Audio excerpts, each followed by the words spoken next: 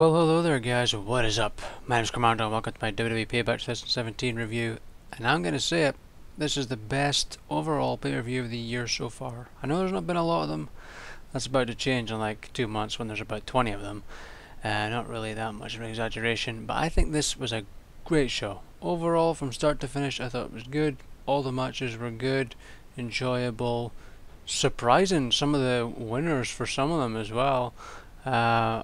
I honestly thought this was a good show. I was entertained from start to finish, and that's all I asked for. And I came into this not expecting much, and I thought they delivered big time. I thought it was good. Let's get to it. First match: Enzo and Cass versus the Bullet Club, or the Club, whatever they're calling themselves. Enzo in that one. You know, nothing amazing, but it was a decent enough match, and I liked the ending where they went for the Magic Killer, and then Cass comes in and boots Anderson out of the ring, and Enzo flips into a small package just perfectly, and he got the win. I was like, okay, I'm down with that. I like that, and I also like the thing where Enzo goes for the hot tag, then they just like destroy him. I think that's awesome. I think that's good. And then the second time where he dodges it, but then Carlos takes away Cass. I think that's great. I think that's really good heel work there. It's really good, and the fans eat it up. So I think that's a good thing. But yeah, decent enough match. Lasted 6 minutes 35. It was enjoyable match. And if you like the whole Enzo Cass promo thing beforehand, well, you'd probably like that as well. There was a Hardys and Goldust and R-Truth thing. There was little snippets of the broken brilliance from Matt Hardy. Not really much else. Oh, there was Sheamus and Cesaro was on the social media thing. They were good on that, and they were also good on Raw Talk as well. So much for bloody Cesaro not having charisma. He's good. I just give him a chance. He's good. And then there was the Miz TV thing with Finn, just sort of typical Miz TV thing. Finn eventually, just sort of beating up Miz. I thought it was good, and I thought Miz did a good job at getting it putting over Balor. He's good at that. He's good at getting someone over, but as well as getting heat on himself. Miz is very good at that. Excuse me. It was Miz TV. It was enjoyable. Nothing really else to say about it. Moving on to the first match, which surprised me. I wasn't expecting much from this, but it was really good, and it surprised the hell out of me that Chris Jericho defeated Kevin Owens by submission, 70 minutes 55. It didn't feel that long, but it was a good match. I liked it, and I liked the story they told with Owens getting the one finger again while in the walls of Jericho on the ropes. I thought that was just hilarious, and I like that they were continuing that story. And then Jericho gets pissed and starts like beating up his hand and trying to break it. I thought that was great. What else was happening after that?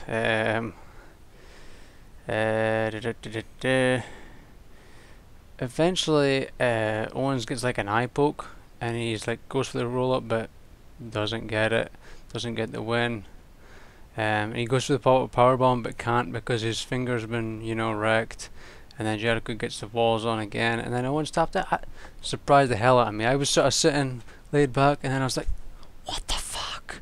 There was a lot of times I was like that watching this show. There was a lot of times where I was going a bit nuts. I liked it. I thought it was a good match.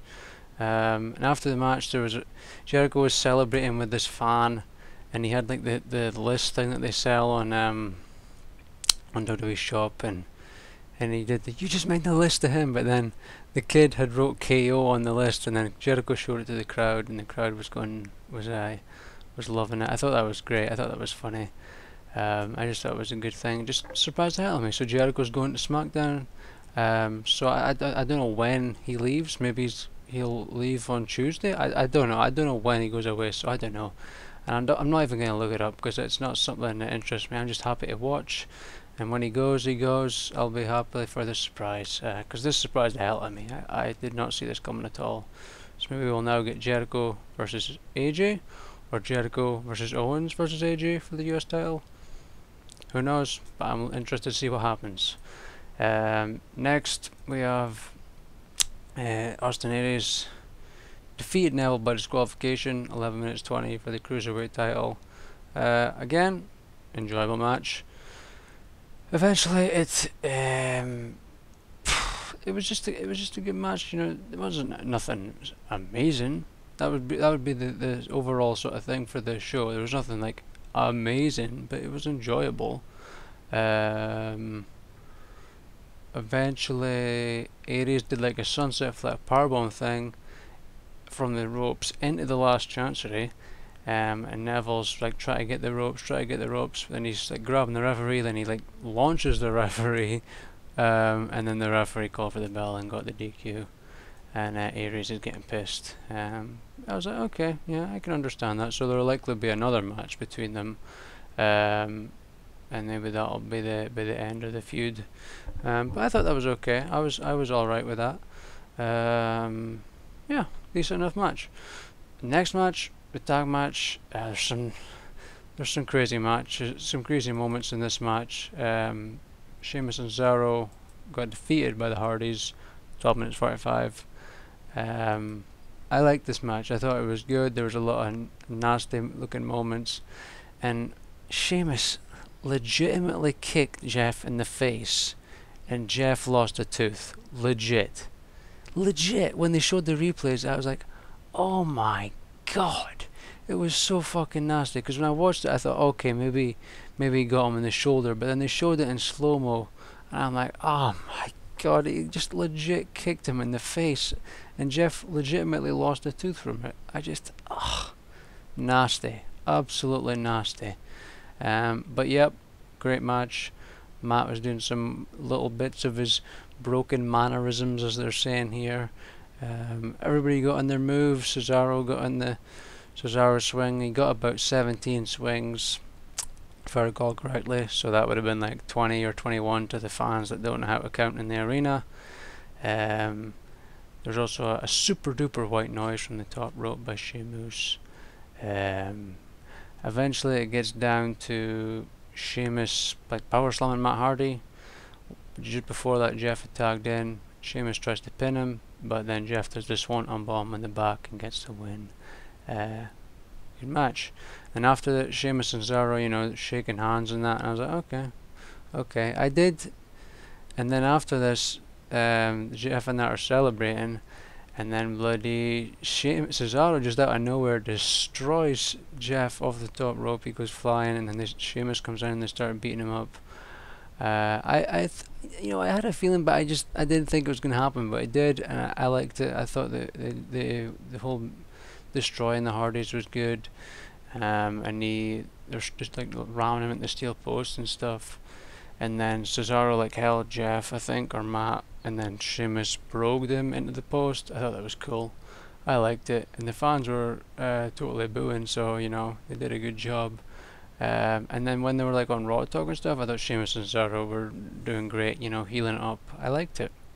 I'm interested to see where it's going to go. Maybe it will lead to Cesaro and Sheamus beating them, and I think when they finally do lose the titles, that is when Matt and that will go broken.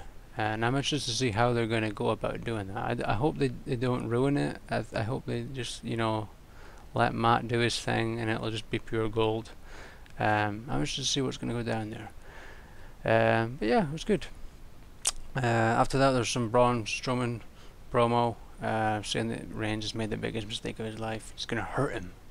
And then we're on to the next match. Alexa Bliss defeating Bayley for the Raw Women's title. 11 minutes 15. Again, enjoyable match. I thought it was probably one of Alexa's better matches. It was good. I liked it. As for memorable moments, I don't really remember much. Oh yeah, Bliss did like the sunset flip powerbomb thing, or like that the code red thing, which, you know, like Cena sometimes does. Bailey hit the big Macho Man elbow, and then I can't remember if it was actually on that elbow or another move, but like Alexa kicked her out. Bailey went flying into this like steel post or plastic post thing, which looked nasty. Elbow first, under the bottom turnbuckle, and then Bliss hits the DDT and won. I was like, this shocked the hell out of me. I didn't see that coming. Didn't think it was going to win off of that. I know she has used the DDT before, but I didn't see it coming. I was like, okay, I like it. I'm for it. Alexa's new champion, so she's the first one to be Raw Women's Champion and SmackDown Women's Champion. And she was on Talking Smack, and I felt like Renee and that just, I don't know, they were like they just essentially said the same thing to her in their questions, and it's like they were expecting a different answer from her. I'm like, well, what are you expecting her to say? It's as if they were expecting a different response from her, but they were just saying the exact same question to her. I was like, what the fuck are you playing at, Renee? But yeah, enjoyable match. I liked it. Alexa's new champ. Maybe we'll get to see Alexa versus Sasha. I think that could be a good feud. I know they had a match this past week on Raw, but I think a pay-per-view match between them could be good. Now, moving on, we get the first part of the House of Horrors. I love this. I loved the whole thing at the house. I thought it was great. Some people didn't. Some people were saying something about how they didn't like that it was like dark or something. But then at the actual place where the arena was, it was still light or some crap. I was like, who cares? I don't care about that. I thought that was. I didn't care about that at all. It just wasn't an issue to me. I enjoyed it. I thought, you know, it was weird. Orton shows up at night to this creepy ass place in just his trousers, no t-shirt. That was the weird part to me. I was like, this haunted house and this whole thing, and he just showing up, tits out and everything. That was weird. But as for the whole thing, I liked it. I thought it was cool. I liked when he like showed up to the thing in a limo of all things, and then Bray, you could see Bray like at the top of the house upstairs, like flashing. That's pretty creepy. And then as he's getting to the house, like you could see Bray. I just liked it, and I think there's potential for more. Like they showed like some preview picture things on Twitter, of like stairs and stuff. We never got to see them go upstairs. I think there's potential for future House of Horror matches, and I want to see it. I think there's potential for more matches like this, even if it's not in the same place, just somewhere else. Just stuff filmed like this, you know, like the TNA Final Deletion stuff and the Wyatt compound thing. I think there's a future for more stuff like this. I think it's fun. It's different. I was hooked, like from start to finish. I loved it. I thought it was really, really cool. Eventually, Bray tips a refrigerator, or a fridge as I would call it, on Orton, and then gets out of the house and yells to follow the buzzards, and like the house changed colour from like blue to red or something. And then he gets in the limo and tells the driver to go to the arena and starts singing He's Got the Whole World in His Hands as they drive off. Now after that, like instantly, like the commentators were like talking about it, and that was my only thing I found weird was how they were sort of instantly talking about it. And then like when the match was initially started, like the JoJo's did the introductions, and then the commentators were talking about it for a minute. I thought that was kind of weird how they set it up and how they were always talking about it. I thought they should have just left them to it. But it made sense, you know, the whole getting to the arena, so they go to another match and then they come back to it later on. I'll just talk about the end of it as well while we're on it. But it says here it was 17 minutes and 10 seconds in total. Because once they got back, Bray, you know, is coming out, and he gets out, and I guess they're wondering, oh, Orton's never going to show up. I thought he was going to be the driver of the limo. That's what I thought was going to happen, but he wasn't. But Wyatt comes out, he does his entrance, and then the lights come back on. Randy Orton's behind him and starts beating the shit out of him with a steel chair. Orton's like going for the RKO, then the Singh brothers attack him. I'm like, okay, this is cool. And then he gets rid of them pretty easily. and then Jinder comes in and nails Orton with the title, because you know he stole the title back on SmackDown. And then he gets him again with the title, and Wyatt his sister Abigail, and wins. I like what they're doing with Jinder. Like some people didn't like it, but I like it. I think this whole thing with Jinder is cool. It's different. It surprised the hell out of me when he won. Like when he won that number one contenders thing, I was shocked as hell. I didn't see him winning at all. And I like it. It's different. It's new. Same with the Colognes. They totally just got rid of that Shining Stars thing and changed them. I like it. But Orton, bloody Jinder still has the title after this match, and he's, you know, going away with it. So I like this whole stealing the title thing. I think it's cool. I don't know if he's gonna win it, but I like what they're doing with him. I really do. I think it's cool. And also, before I forget about it, there's this Seth Rollins and Samoa Joe match, 50 minutes 55. And again, another enjoyable match with Joe pretty much working the knee most of the time. I'm getting hella tired here talking about this. I've been up all night, so it's to be expected. But he got like a nasty powerbomb at one point, and then went into the half crab. You know that thing he does, or the cloverleaf thing. This is Joe, that is. At one point, Rollins went for his powerbomb thing, but the knee gave out. But he did hit a Falcon Arrow on him right after. Eventually it ends. I think it should have ended when Joe had him like in the Coquina Clutch sleeper hold thing, and they did the twist over thing, you know, like Bret Hart and Owen did. I thought they should have just ended it there.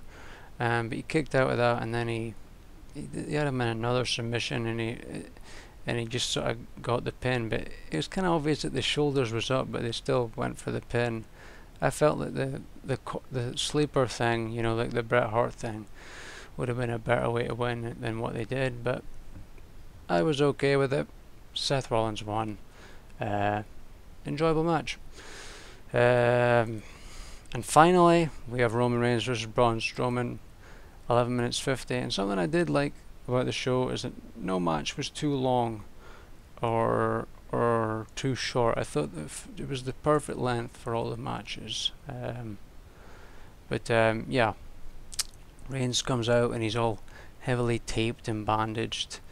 But as soon as he comes in, he like sort of starts beating the shit out of Strowman. And I was like, okay, it's a bit weird. But you know, Braun came back at him and started beating the shit out of him as well. I liked it. There was a lot of, you know, good moments. You know, Reigns got the bloody Samoan drop with one arm, you know, which is pretty crazy. Which essentially is with one arm anyway, but you know, storyline wise, he did it with one arm.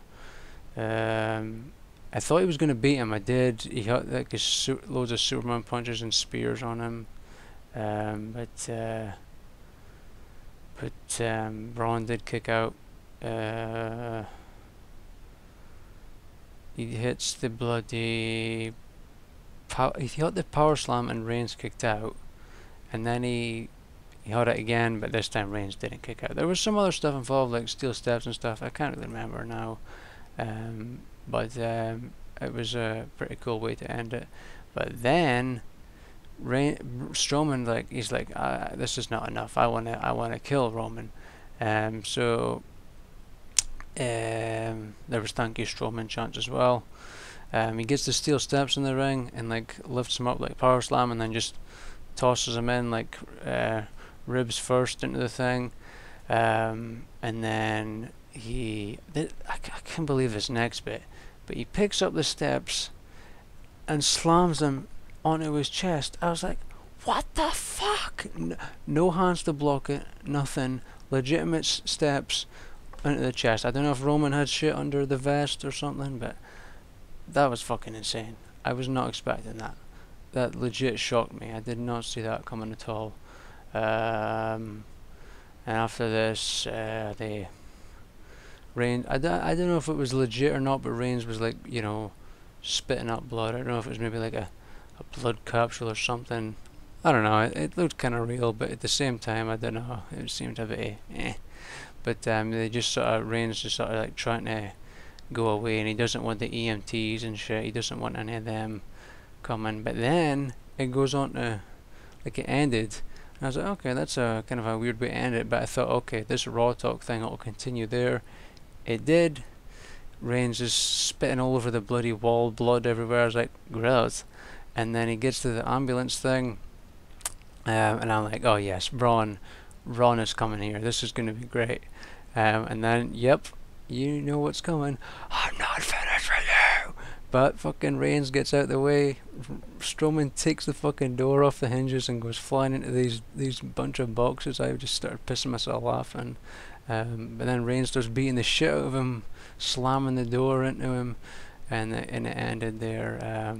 I liked it. I think this is the most enjoyable pay-per-view so far, and you can't. The build to this was really poor, and so I didn't have much expectations for this at all. And I felt they hit it out of the park. Really, sure, it wasn't the greatest pay-per-view ever, or the matches weren't the greatest things ever, but it was highly enjoyable, and I felt they did really well.